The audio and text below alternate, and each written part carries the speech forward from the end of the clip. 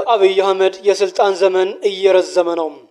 ረዘመ የሚለውን መመዘኛ በህዝብ ላይ የደረሰ ካለው በደል፣ በአገራችን ሰላም ካለመኖሩና የሀገራችን ሀብት በጥቂቶች እየተጋፈፈ አብዛኛው ህዝብ በረሃብ አለንጋ እየተቆላ ከመሆኑ አኳያ ነው።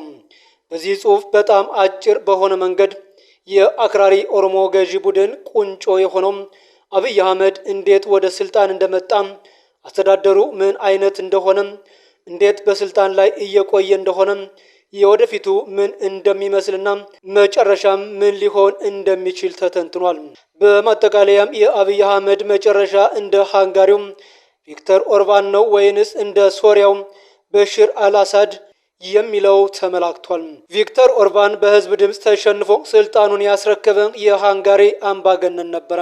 በሽር ሐፊዝ አልሳሃድ ከአባቱ ከሐፊዝ አልሳድ እንደ ርስት የአገር መሪነቱን ስልጣን ተረክቦም ልጁን እንዲተካው እየኮለኮለ በስልጣኔ የመጣ አገር ገደል ትግባ በማለት እስከ መጨረሻው ድረስ የሶሪያን ወጣት ወደ ጦርነት እየማገደ በመጨረሻም ከአማጽያን የትጥቅ ትግል ተሸንፎም ከሀገር የወጣ አምባገነን ነበረ። አብይ አህመድስ ምን ይገጥመው ይሆን የሚለውን አብራችሁን ለመቆየት ከፈቀዳችሁ በዝርዝር እናስቃኛችኋለን። ተከተሉን። ሰላም ጤና ይስጥልኝ። የተከበራችሁ የፍትህ ሚዲያ አድማጭ ተመልካቾች፣ ለዛሬ የዘወትር ጦማር አቅራቢያችን አቶ አንዱዓለም ተፈራ በአምባገነኖች የስልጣን ገደብ የለሽ አጠቃቀምን አስመልክቶም ያቀረበውን ጦማር ወደ እናንተ ይዘነው ቀርበናል። ከፍጻሜው ድረስ አብራችሁ እንድትቆዩን በአክብሮት እንጋብዛለን። አብራችሁን ቆዩ።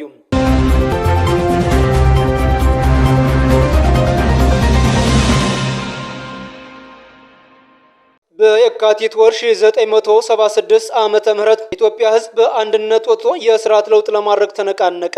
በወቅቱ የነገስተ ነገስቱ መንግስት ቢወድቅም ህዝቡ ተደራጅቶ ስልጣን የሚወስድበት የራሱ የሆነ መንገድ ባለማዘጋጀቱም በቦታው ታጥቆና ተደራጅቶ ጠበንጃ ታጥቆ የነበረው የጦር ሰራዊቱ ስልጣኑን ነጠቀ።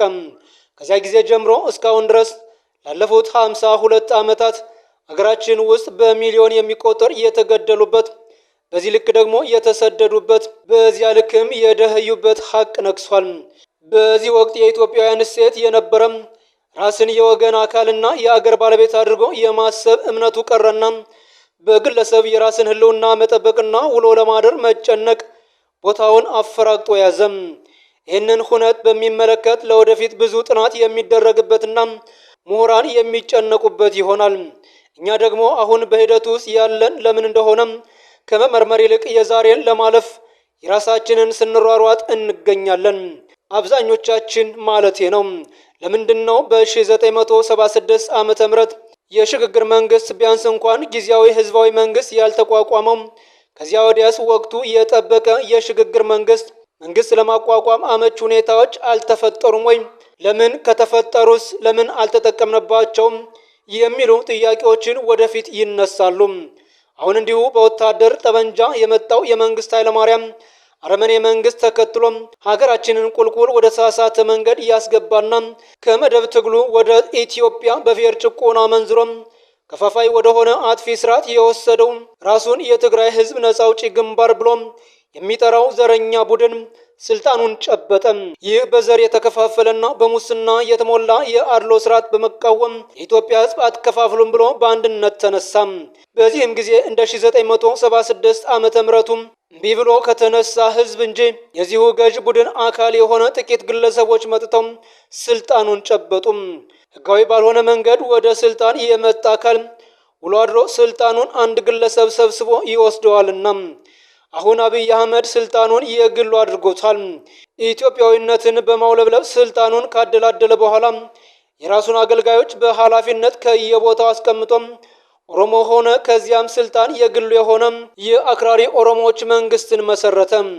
እስኪ ሂደት ታሪኩና የወደፊቱን እንመርምር። እንዴት ወደ ስልጣን መጣ ብለን እንጠይቅ። የመጀመሪያው ጥያቄ አብይ አህመድ እንዴት ወደ ስልጣን መጣ የሚለው ነው። የት እንዳደገና የጥንቆላውን ግንዛቤ የት እንዳገኘን 7ኛ ክፍል ያላጠናቀቀ እንዴት የዶክትሬት ባለቤት እንደሆነ ማስረዳቱን እንተወውና አብይ አህመድ የትግራይ ህዝብ ነጻ አውጪ ግንባር መንግስት ኮሎኔል ከመሆኑ እንነሳም። በትግራይ ህዝብ ነጻ አውጪ ግንባር ስለላ ክፍል ያደገና በዚሁ ተቋም የተካነ ነው። የኦህዴድ መሪ ሆኖ በመለስ ዜናዊ ስንብት ምክንያት በተከፈተው ቀዳዳ ኃይለማርያም ደሳለኝን ተክቶም የጠቅላይ ሚኒስትሩን ቦታ ወሰደ። ህዝቡ የጠየቀው አትከፋፍሉን ነበረም። ህዝቡ የፈለገው ሰላም ነበረም። ኢትዮጵያ ኢትዮጵያ እያለና አረንጓዴ ቢጫ ቀዩን የሀገራችን ሰንደቅ ዓላማ እያውለበለበም የህዝቡን ቅቡልነት ሳበም። ቀጥሎም የኢትዮጵያ የሚለውን ጽንሰ ሐሳብና እምነት የያዙትን ማጥፋት ያዘም። በሂደቱም የኦሮሞ አክራሪ ቡድን ክፍልን አቀፈና አሳደገም። ከዚያም በዓለም ዙሪያ እየታዩም የአምባገነኖች ተግባር ሁሉም ማንኛውንም ግለሰብ ሆነ ተቋም ይበቃኛል ያለውን በተለይም ኢትዮጵያና ኢትዮጵያዊነት አጥብቆ የያዘውን ክፍል ማሳደድና ማጥፋቱን ያዘው። በአማራ ህዝብ ላይ የያዘው ዘመቻ የዚህ አንዱ አካል ነው። የአስተዳደሩ ጉዳይስ ምን ይመስላል? አስተዳደሩን እንዴት ገነባ ብለን እንጠይቅ። አብይ አህመድ የራሱ የሆነ የአስተዳደር ዘቤ የለውም። ከትግራይ ህዝብ ነፃ አውጪ ግንባር የተረከበውን በአካባቢው ቋንቋና በትውልድ ትስስር የተመሰረተ አገር ከፋፋይ የፖለቲካ ፍልስፍና የአስተዳደር መመሪያ ለራሱ ስልጣን ማራዘሚያ በሚረዳው መንገድ ተጠቅሞበታል። እዚህ ላይ መሰመር ያለበት ነገር አብይ አህመድ ለራሱ ለአንድ ግለሰብ ስልጣን እንጂ ለኢትዮጵያውያን በጠቅላላ ሆነም ለኦሮሞያን በተለይ የቆመ እንዳልሆነ ነው። በእርግጥ በዙሪያው እሱን የመሰሉ አገልጋዮችን ከኦሮሞና ከሌሎች አካባቢዎች ቡችሎች ቢኮለኩልም የስልጣኑ ብቸኛ አውታር አብይ ነው። በሀገራችን ዙሪያ የተፈጠሩት የክልል በረት መሪዎችን ሿሚና ሻሪ እራሱ ነው። እናም በሙሉ የእሱ አገልጋዮች በየቦታው መድቧል። ይህ የአንድ ግለሰብ አምባገነናዊ አስተዳደር ነው። እንዴት ነው በስልጣን ላይ የቆየው ብለን እንጠይቅ። ሀገር በውስብስብ ሁኔታው ስትገባ የስልጣን ክፍተቱ ይታያል። የሀገሪቱ ኢኮኖሚ መውደቅ፣ የስራ አጦች ብዛት፣ በአንድም ሆነ በሌላ ምክንያት የህዝብ ኑሮ አሽቆልቁሎ ሲወርድና በገዢውና በተገዢው መካከል አብሮ የመሄድ ችግር ሲፈጠር የአስተዳደር ቀውስ ይነግሳል። ያን ጊዜ ገዢው የመግዛት ፍቃዱ ብቻ ሳይሆን ችሎታውም ጥሎት ይሄዳል። በየካቲት 1976 ዓ.ም ግንቦት 1997 ዓ.ም እና ሚያዝያ 2010 የሆነው ይኸው ነው። በእነኚህ ሶስት የተለያዩ ጊዜያቶች ቦታውን ሊሞሉ የቻሉት በቦታው የሁኔታውን አጋጣሚ የተጠቀሙ ብልጦች ናቸው። በመጀመሪያም ህዝቡ መስዋዕትነትን ከፍሎም የተነሳበትን ንቅናቄ ደርግ የበትረ መንግስት ስልጣኑን ወሰደ።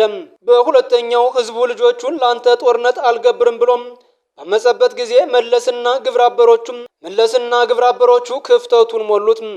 በሶስተኛው ደግሞ መለስ ሙቶም ህዝብ በየቦታው ሲነቃነቅ በኃይለማርያም ደሳለኝ ተሻግሮ አብይ አህመድ ተፈናጠጠበት። በመጀመሪያ ስልጣኑን ሲጨብጥ ህዝቡ የፈለገውን አረንጓዴ ቢጫ ቀዩን የኢትዮጵያ ሰንደቅ ዓላማ በማውለብለብና ኢትዮጵያ ኢትዮጵያ በማለት በመላ ሀገራችን ተቀባይነት አገኘ። ተኩላ የበግ ለምድ በላዩ ላይ ቢጥልም ያው ተኩላነቱን አይለውጥምና ውሎ አድሮ ኢትዮጵያ ኢትዮጵያ የሚሉት ቃላቶች ሆነም ግንዛቤውን አሽቀንጥሮ ጣለም። ከዚያ የግል አምባገነንነቱን ሌሎች ሀገራትና በተለያዩ ጊዜያት እንደተተገበረው ሁሉም ቀስ በቀስ ስልጣኑን በእጁ አደረገም።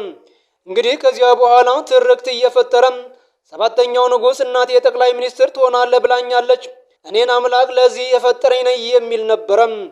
ከላይ እንደጠቀስኩት ከሆነ ይህን ሂደት ሲመራም አብይ የሚለው ሀገር፣ አብይ የሚለው ህዝብ፣ አብይ የሚለው ታሪክ አልፎም አምላክ ሆነም። እንዲህ ያሉ ገዢዎች በዙሪያቸው የሚቆለቆሉትን አሜን ባዮች ለሆዳቸው ያደሩም ትክክልና ትክክል ያልሆነ ለሚለው ግድ የሌላቸው እናም የዛሬን እንጂ የትናንትን ወይንም የነገን አርቆ አስተዋይነት የሌላቸውን ነው። እኒህ ለሆዳቸው የሚበጀውንና የሾማቸው የሚፈልገውን መናገር ማድረግ ስለሆነም በየዕለት ተዕለቱ ይህንን ሲተገብሩ ይውላሉ። በዚህም ሾሚያቸውን ከተጨባጭ እውነታ ያገልሉታል። ነጋሪዎቹ አክራሪ ኦሮሞ ቅርንጫፍ የተሰበሰቡ በመሆናቸው አፍሪካ ኦሮሞና ጸረ አማራ አባዚያቸው ወደ መጨረሻ መቃብራቸው ይወስዳቸዋል። አብይ መስማት የሚፈልገውም ይነገረዋል። ያንንና ያንን ብቻ ያምናል። በዚያም እውነት ሐሰት አቸንፎም እስኪወጣ ድረስ ስልጣን ላይ ይቆያል። ይህ ነው እንግዲህ የአብይ ስልጣን ላይ መቆየት ጠቅላላ ትርጉሙም።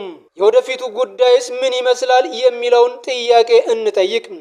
የስልጣን ድልድይ በዚህ ሁኔታ እያለን የህዝቡ ተጨባጭ የኑሮ ሁኔታ ደግሞ አስተዳደሩ በሚያደርሰው በደል በአገራችን የነገሰው ተጨባጭ የክልል በረከቶች ስምሪትና የዓለም አቀፍ የፖለቲካ ውጥረት በሀገራችን ያለው ሁኔታ ሊያስቀጥለው አልቻለም። ፋኖም የዚህ ሁሉ ውጤት ነው። በደቡብ ፋኖ ተነስቷል። የጊዜ ጉዳይ እንጂ በመላው ኢትዮጵያ ፋኖ ያብባል። በገዢው ቡድን ተጠልለው ያሉ አገልጋዮችም ሚዛን አይተው ወደ ዘመመው ያንኳትታሉ። ህዝብ ኑሮው እየከፋበት ነው። አሁን ያለው የኢትዮጵያ ፖለቲካ ሁኔታ ባለበት መቀጠል አልቻለም። እናም አንድ ቦታ ላይ ይበጠሳል። የሚታየው ተስፋ ሳይሆን ጭንቀት ነው። በየከተማው ያለው መሪ ያጣ የሚመስለው የአስተዳደር ሂደትም ግለሰብ መሪዎች ራሳቸውን ለመጥቀም ህጉን ወደ ጎን በመተው የራሳቸውን ስልጣን ለጥጠው በማስፋት ህገወጥ ድርጊቶችን ይሰራሉ። ድህነቱ እያየለ ይሄዳል። በተለይም ከቤንዚን ጋር የተያያዙ ነገሮችን በሙሉ ዋጋቸው ያሻቅባል። እናም ሙስና፣ አድሎ፣ ልመና፣ በጠራራ ፀሐይ ዝርፊያ እየበዛ ይሄዳል። ብሎም ገዢው መግዛትን የሚያቅተው ሀቅ ይፈጠራል። ተገዥም በገዢው ላይ እምነት ማጣት ብቻ ሳይሆን ህጉን መጣስ ራሱን የሁሉ ነገር ማዕከል አድርጎ በራሱ መተዳደርና ገዢውን ለማስወገድ ይጥራል። ይህ ሊሆን የሚችል ተብሎ የሚገመት ብቻ ሳይሆን እየሄደበት ያለው መንገድ የሚወስደው መዳረሻ ነው። መጨረሻውስ ምን ይመስል ይሆን ብለን እንጠይቅ።